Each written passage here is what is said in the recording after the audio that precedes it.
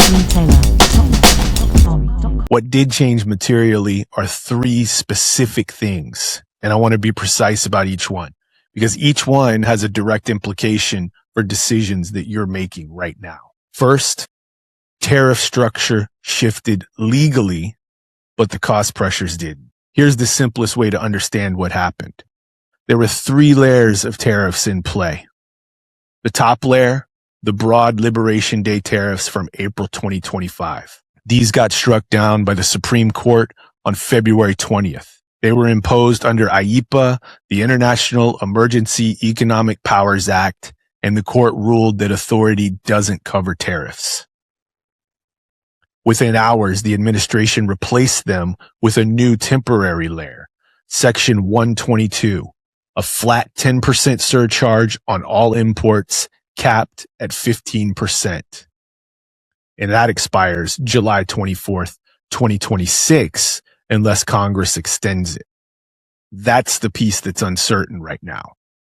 The bottom layer, Section 301, never moved. Those are the China-specific tariffs that have been in place since 2018. They survived the Biden administration, survived every legal challenge, and the Supreme Court ruling didn't touch them. They're embedded, they're durable, and they're not going anywhere near term. The cost structure your business is operating against didn't get easier. The legal structure changed. The embedded cost structure did not.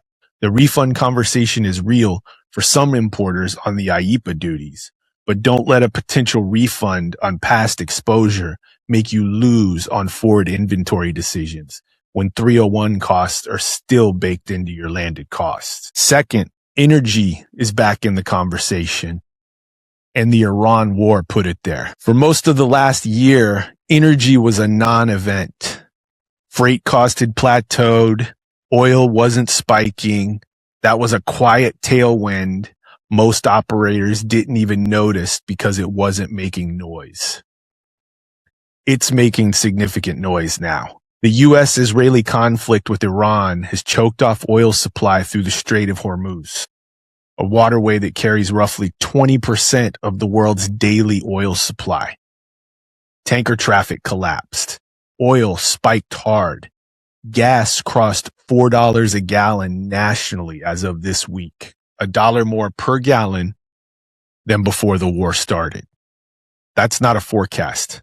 That's where we're standing at the open of Q2. When oil moves, freight follows. When freight moves, your landed costs move.